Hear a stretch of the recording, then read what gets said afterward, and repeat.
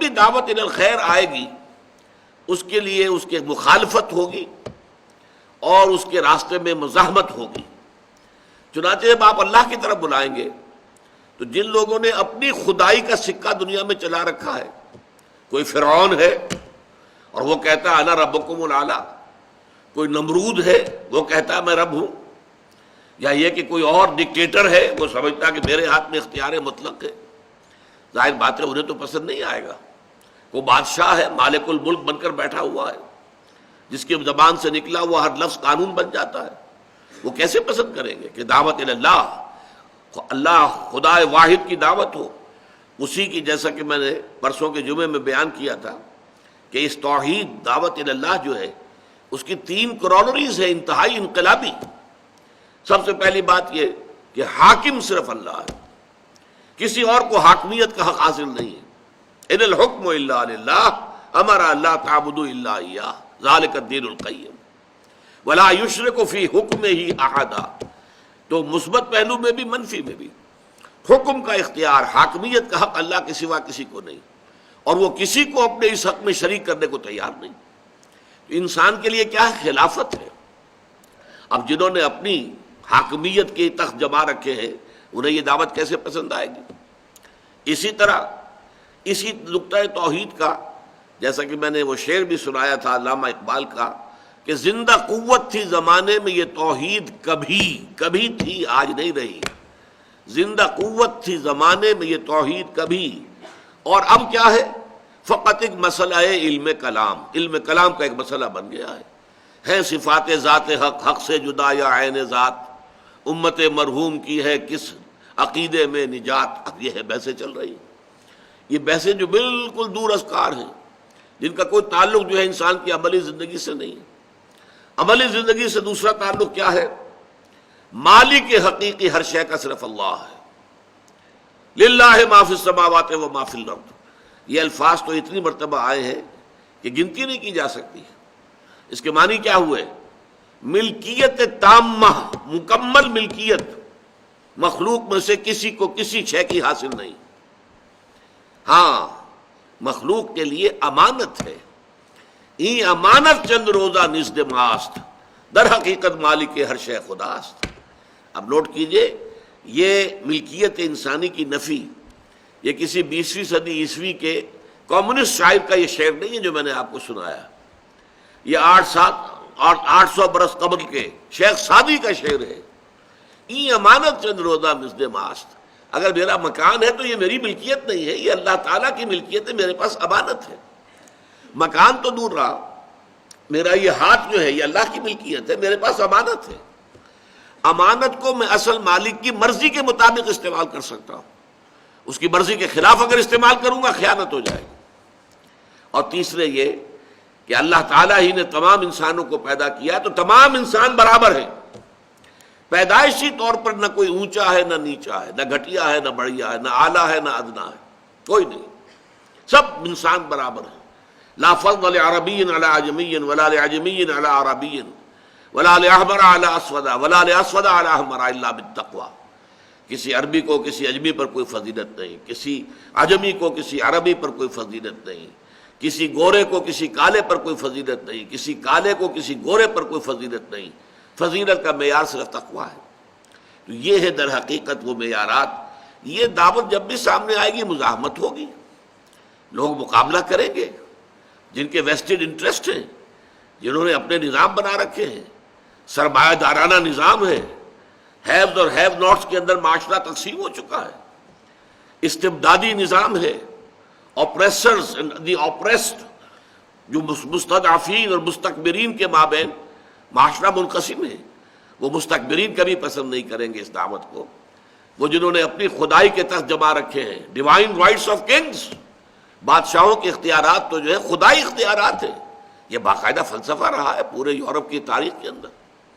ہندوستان میں بھی یہ بادشاہ لوگ کون ہوتے تھے؟ یہ سورج بنسی خاندان کے ہیں، یہ چندر بنسی خاندان کے ہیں، یعنی یہ در حقیقت دیوتاؤں کی نسل سے ہیں، یہ تو مقدس لوگ ہیں، ان کے اختیارات کو چیلنج نہیں کیا جا سکتا، ان کے مقابلے میں کھڑا نہیں ہوا جا سکتا۔ چندر بنسی سورج بنسی خاندان کے لوگ ہیں جو یہاں حکومت پر کر رہے ہیں، ان کا حق ہے حکومت کرنا۔ وہاں اگر یہ دعوت اللہ بلند کی جائے گی تو یقیناً مخالفت ہوگی، مزاحمت ہوگی، داعیوں کو ستایا جائے گا، مارا جائے گا، پیٹا جائے گا۔ آپ کو معلوم ہے کہ سقراط کو تو زہر کا پیالہ عدالت کے اندر پینا پڑا۔ عدالت میں اس کے سامنے یہ بات رکھی گئی تھی کہ تم جو باتیں بیان کر رہے اس سے ہماری نسل بگڑ رہی ہے، ہمارے آبائی عقیدے جو ہے نسل، ہماری نوجوان نسل جو ہے اس سے برگشتہ ہو رہی ہے۔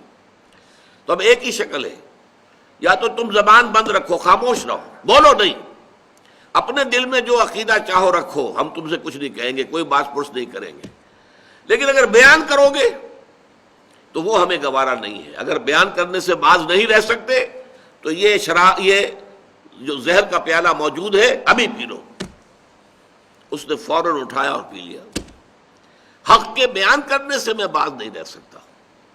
زندگی کے معنی کیا ہوئے؟ کاہے کے لیے زندہ رہنا ہے پھر؟ اس لیے زیستن برائے چیست، کس چیز کے لیے زندہ رہنا ہے؟ زیستن تو ہوتا ہے بغیر کسی مقصد کے لیے، برائے مقصد۔ زندگی برائے زندگی تو کوئی شے نہیں ہے۔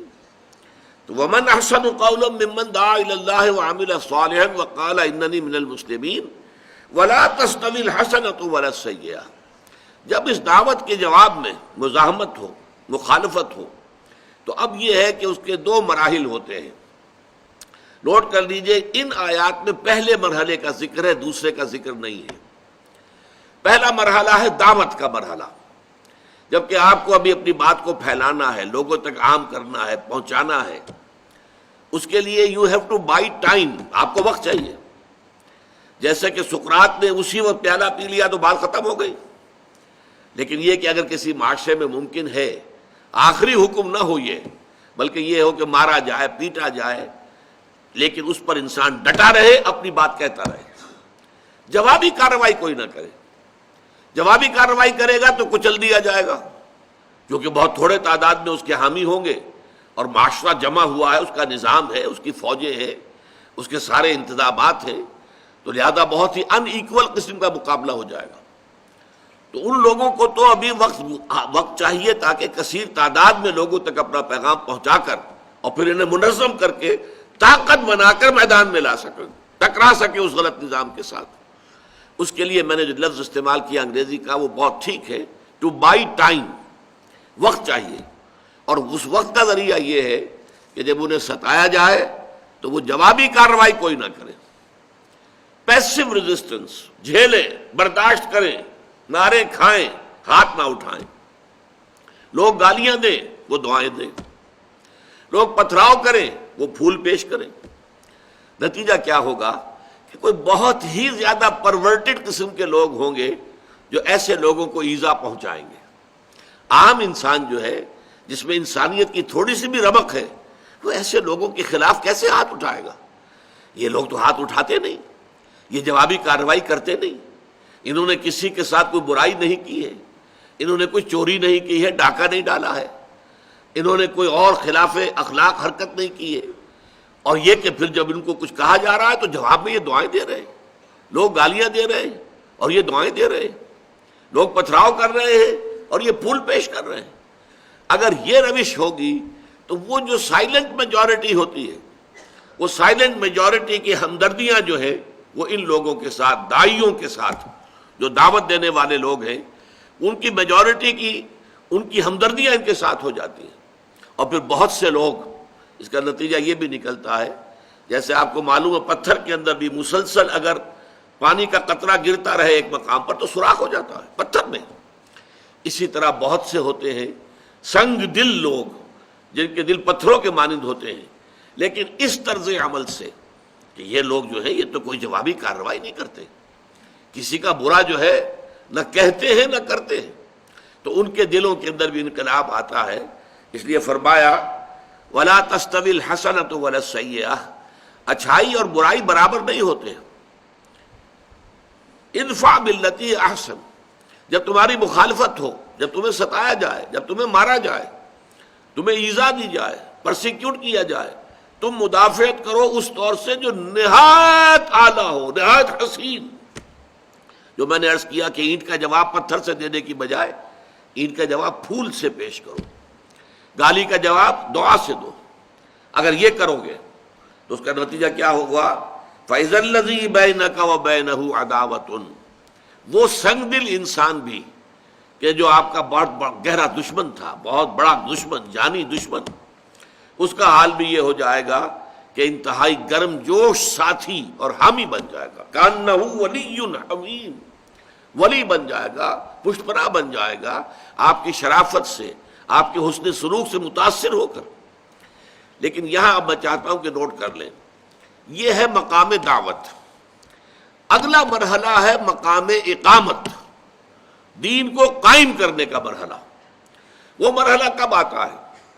جبکہ اس دعوت کے ذریعے سے معتدب تعداد میں لوگ جمع ہو جائیں، اس دعوت کو قبول کر کے اور تکلیفیں جھیل کر، مصائب برداشت کر کے ان کا کردار پختہ ہو جائے.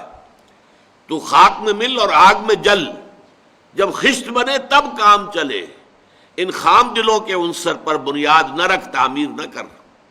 خام ہے جب تک تو ہے مٹی کا ایک انبار تو، اور پختہ ہو جائے تو ہے شمشیر بے زنہار تو. اگر یہ لوگ پختہ ہو گئے، ان کا عزم جو ہے قوی ہے، ڈسپلن مضبوط ہے، اور یہ تن من دھن قربان کرنے کو تیار ہیں، پھر اب اس نظام باطل کے ساتھ ٹکر لینی ہے. اس ٹکر میں ظاہر بات ہے کہ پھر وہاں تو اینٹ کا جواب پتھر سے دینا ہوگا، وہاں تو بدلہ لینا ہوگا. جیسی برائی ان کے ساتھ کی جائے گی ویسی ہی برائی کرنے کا ان کو بھی حق حاصل ہوگا. اگلے مرحلے میں جا کر صورت بدل جاتی ہے. یہی بات ہے کہ جس کو بعض ہمارے جو مغربی مصنفین ہیں انہوں نے اس فرق کو ہائی لائٹ کرنے کے لیے پروفیسر منٹگومری واٹ، ہم لوگ تو اصل میں ان لوگوں کی ظاہری باتوں سے متاثر ہو جاتے ہیں. جنرل ضیاء الحق صاحب نے انہیں خاص طور پر بلایا تھا ایک مرتبہ، جو سینٹرل مرکزی حکومت کے تحت ہو رہی تھی سیرت کانفرنس، اس میں تقریر کرنے کے لیے انگلینڈ سے بلایا. اور اس شخص نے اتنا زہر بھرا ہوا ہے، اس نے 2 کتابیں لکھی ہیں حضور کی سیرت پر، محمد at Mecca, Muhammad at Medina, اور ان دونوں میں کنٹراسٹ کو ہائی لائٹ کیا ہے. مکے میں تو محمد جو ہے صلی اللہ علیہ وسلم، ان کا حکم یہ تھا کہ چاہے تمہارے ٹکڑے کر دیے جائیں تم ہاتھ نہیں اٹھاؤ گے. مدینے میں آ کر وہی محمد ہے جو کہہ رہے ہیں کہ اینٹ کا جواب پتھر سے دو. تضاد ہو گیا کہ نہیں ہو گیا؟ یہ تضاد در حقیقت ہے تضاد، لیکن یہ تضاد ایک انقلابی عمل کے 2 مراحل کا ہے. ایک مرحلہ دعوت کا ہے، اس وقت جو ہے وہی شکل بہتر تھی اور اسی کو اختیار کیا گیا. بلکہ یہ بات ٹوائنبی نے کہی ہے. ٹوائنبی چونکہ اس دور میں فلسفی آف ہسٹری کا سب سے بڑا یوں سمجھیے کہ اتھارٹی سمجھا جاتا ہے، اس نے کہا Muhammad failed as a prophet but succeeded as a statesman. مکے میں وہ کہتا ہے کہ محمد چاہے نبی تھے یا نہیں تھے، کیونکہ وہ تو نہیں مانتا نبی، لیکن ان کا انداز نبیوں کا سا تھا. جیسا عیسیٰ تعلیم دیتے تھے، گلیوں میں پھرتے تھے، لوگوں کو اپنی بات پہنچاتے تھے، حضرت یحییٰ تھے، ایسا ہی نقشہ مکے کے اندر محمد کا بھی تھا صلی اللہ علیہ وسلم. وہاں تو وہ ناکام ہو گئے، وہاں سے تو انہیں جان بچا کر ان کے نزدیک بھاگنا پڑا. وہ اسے کہتے ہیں فرار، فلائٹ فرام مکہ. نو، ہمارے نزدیک یہ آلٹرنیٹ بیس کے لیے یہ ہجرت تھی. بہرحال مدینے میں آ کر محمد جو ایک اسٹیٹس مین کی حیثیت سے، ایک بڑے سیاستدان کی حیثیت سے، ایک بڑے حاکم اور ایک سپہ سالار کی حیثیت سے سامنے آتے ہیں. دیر ہی سکسیڈڈ، وہاں کامیاب ہو گئے. تو یہ زہر در حقیقت جو ہے اس کو یوں سمجھ لیجئے انقلابی عمل. اگر آپ سمجھیں، میری کتاب جو ہے منہج انقلاب نبوی علی صاحب صلاۃ والسلام، اس کا مطالعہ کیجئے تو معلوم ہوگا کہ یہ ایک ہی پروسیس کے مختلف مراحل ہیں. ایک مرحلے پر جھک کر صلح کرنا مناسب تھا، صلح حدیبیہ میں جھک کر صلح کی ہے. اگلے مرحلے میں صلح کا کوئی فائدہ نہیں تھا، بلکہ صلح کا مطلب یہ ہوتا کہ کفر کو آپ فریش لیز آف ایگزسٹنس دے دیں. حضور کے علم میں تھا کہ مکے والوں کے اندر اب مقابلے کی تاب نہیں ہے، ہمت نہیں ہے. تو صلح کا مطلب یہ تھا کہ خام خواہ شرک کو مزید مہلت دی جائے.